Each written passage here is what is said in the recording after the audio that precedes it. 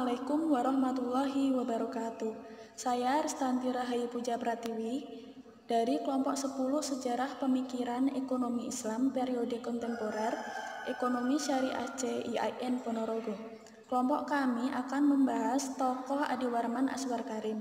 Nah, pada kesempatan kali ini saya akan membahas 4 poin, yaitu biografi beliau, kemudian fundamentalis intelektual profesional, kemudian pendekatan dan metode, dan yang terakhir adalah pokok-pokok pemikiran beliau. Langsung saja, biografi beliau yaitu Insinyur Haji Adiwarman Aswar Karim, SE, MBI, MEIP, lahir di Jakarta 29 Juni 1963, dengan modal akademis dan konsistensinya pada bidang ekonomi mengantarkan beliau untuk meniti karir yang prestisius. Pada 1992, Adiwarman menjadi salah satu pegawai Bank Muamalat Indonesia. Setelah sebelumnya sempat bekerja di Bappenas.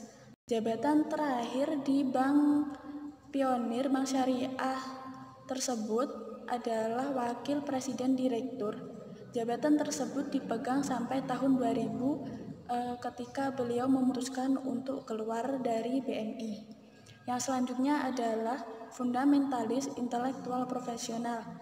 Di Indonesia, fundamentalis yang memperjuangkan tegaknya ekonomi Islam dapat dibedakan menjadi dua, yaitu kelompok fundamentalis profesional yang berorientasi pada praktik dan kelompok fundamentalis intelektual yang berorientasi pada teori. Nah, Adiwarman berusaha menyelaraskan antara perjuangan ekonomi Islam secara praktik dan secara teoris. Karena itulah dapat dikatakan bahwa Adiwarman menempatkan dirinya pada posisi fundamentalis intelektual profesional. Poin yang selanjutnya adalah pendekatan dan metode. Sejarah pemikiran ekonomi dapat dibedakan menjadi dua macam, yaitu sejarah yang memaparkan evolusi pemikiran tokoh dan sejarah yang menceritakan riwayat hidup tokoh-tokoh di bidang ekonomi. Adiwarman cenderung untuk menggunakan pendekatan sejarah pemikiran ekonomi maupun sejarah perekonomian. Suatu ketika dengan gamblang ia menceritakan praktik perekonomian yang berlaku pada masa Rasulullah, sahabat, ataupun era tertentu di kalangan umat Islam.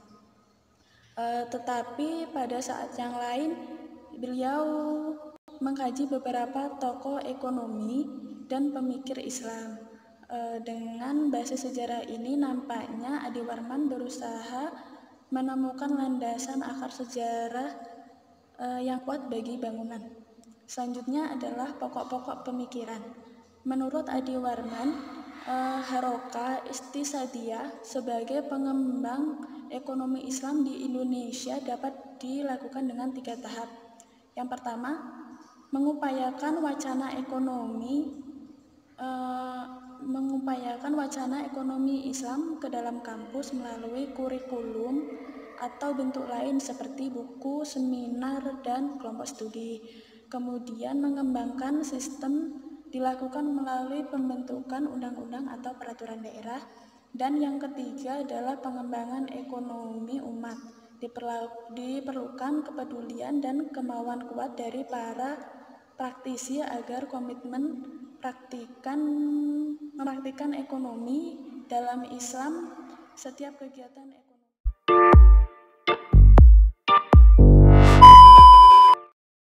Biografi Adiwarman.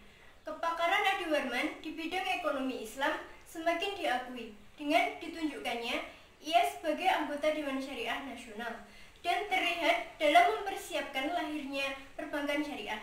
Beberapa tulisan Adiwarman yang telah diterbitkan antara lain Ekonomi Islam, Pemikiran Ekonomi Islam, Ekonomi Mikro Islam, Ekonomi Islam, dan yang terakhir buku yang berusaha memberikan pandangan secara komprehensif tentang perbankan Islam dengan memberikan analisis dan perspektif fikih dan ekonomi atau keuangan. Buku tersebut diberi titel Bank Islam, Analisis Frasi dan Keuangan. Fundamentalis intelektual profesional. Pada bidang ini, kelompok fundamentalis berusaha memperjuangkan lahirnya syariat Islam.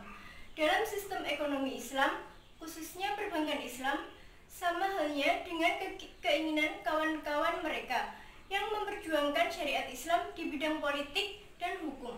Bedanya, jika perjuangan melalui jalur politik dilakukan dengan cara radikal, sementara perjuangan menegakkan ekonomi Islam cenderung memilih cara-cara yang demokrasi. 3. Pendekatan dan metode. Ada dua macam sejarah ekonomi. Yang pertama, sejarah pemikiran ekonomi yang merefleksikan evolusi pemikiran tentang ekonomi atau pada suatu periode tertentu. Yang kedua, sejarah perekonomian suatu bangsa atau masyarakat. Sejarah pemikiran ekonomi memberikan suatu gambaran adanya perbedaan ideologi yang mewarnai ekonomi suatu masyarakat, tokoh, atau bangsa, dan karenanya dapat diambil muatan nilai atau prinsip-prinsip dasar di dalamnya bagi pengembangan teoritas. Sejarah perekonomian dibutuhkan berkaitan dengan perencanaan sistem pembangunan suatu masyarakat.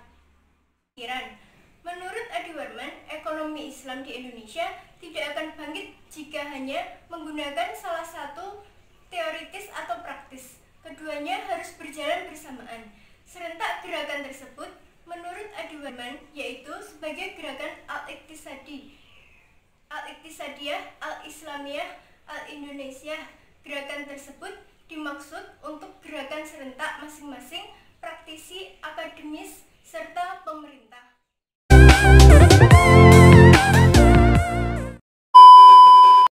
Saya akan meneruskan penjelasan mengenai biografi Adi Warman Azwar Karim. Pada tahun 1999, Adi Warman bersama dengan kurang lebih 45 tokoh dari cendekiawan Muslim Islam bersepakat untuk mendirikan lembaga ITI, yaitu The International of Institute Islamic Thought Indonesia.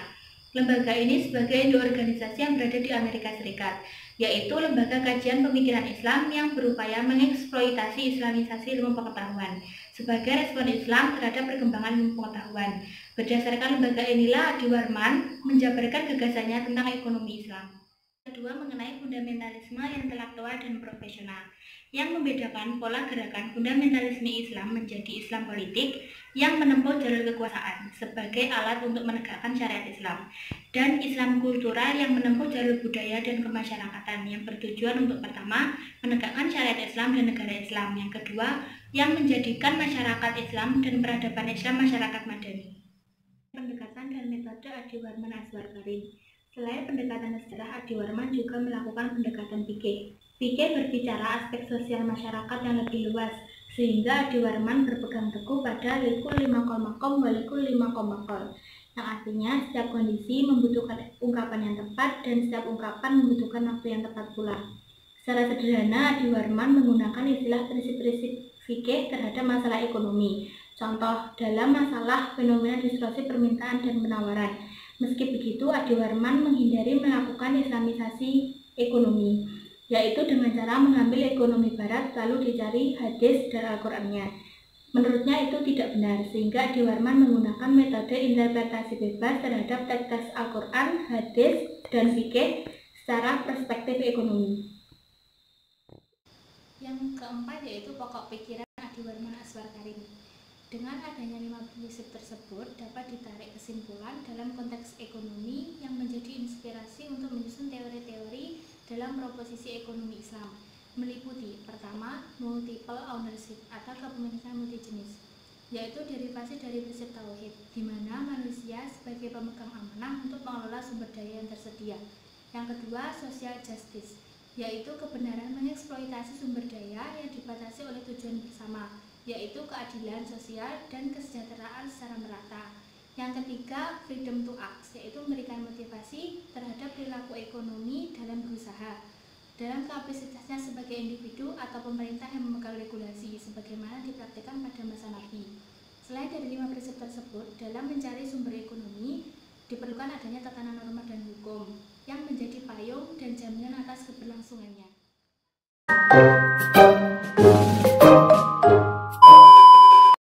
Saya Siti Lailatul Muntawa akan menjelaskan yang pertama biografi dari Adi Warman Azwar Karim. Nah, Adi Warman di sini setelah masa jabatannya selesai di BMI, kemudian Adi Warman mendirikan sebuah perusahaan konsultan dengan modal 40 juta pada tahun 2001. Dia mendirikan perusahaan konsultan yang diberi nama Karim Business Consulting. Nah, Adi Warman tidak hanya berkontribusi di konsultan tersebut, akan tetapi dia juga berkontribusi di perbankan dan ekonomi syariah. Nah, selain itu, Adi Warman juga sebagai intelektual dan akademisi untuk melakukan acara-acara yang diundang oleh perguruan tinggi yang ada di Indonesia. Yang kedua, Adi Warman melakukan fundamentalis intelektual profesional. Nah, di sini ada beberapa tokoh, yaitu ada Moh Syafi'i, ada lagi M. Amin Aziz, dan beberapa yang lainnya yang termasuk kelompok dalam ekonomi Islam. Nah, di sini Adi Warman dimasukkan dalam kelompok ekonomi Islam. Nah, di sini dalam kelompok ini yaitu optimis untuk menegakkan syariat Islam. Nah, cirinya mereka melakukan revisioner serta pendekatan kepada pejabat pemerintah dengan melakukan demokrasi parlementer. Nah, yang ketiga, Adi Warman melakukan pendekatan dan metode. Di sini Adi Warman terus mempelajari tentang pendekatan metode-metode yang akan dilakukan. Salah satunya pendekatan sejarah, fikih, dan ekonomi. Nah, di sini Adi Warman terus menjelaskan tentang pendekatan ekonomi kontemporer yang merujuk dalam sejarah Islam klasik. Nah, kemudian mengelaborasikan dengan pemikiran-pemikiran sarjana besar klasik serta menerapkannya dalam hal kekinian. Nah, tentu saja dalam perspektif ekonomi Islam. Nah, yang terakhir itu pokok-pokok pikiran. Yang pertama, redefinisi dan rancang bangun ilmu ekonomi Islam. Nah, berbicara tentang ekonomi Islam, didefinisikan sebagai dasar Al-Quran dan As-Sunnah. Dan terkesan ekonomi Islam itu dibungkus dengan argumen dari ayat-ayat ataupun hadis-hadis tertentu.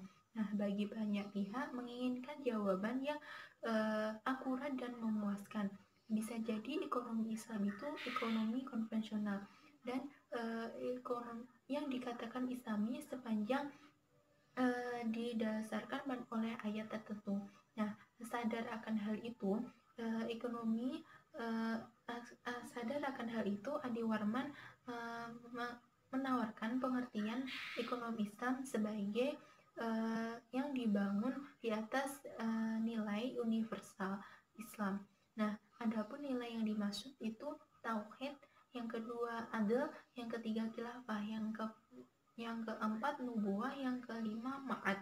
Nah, secara singkat, korelasi tauhid ataupun konsep keesaan Tuhan memberikan arah kepada pelaku ekonomi Islam bahwa segala sesuatu adil itu hanya milik Allah dan manusia hanya sebagai pemegang amanah.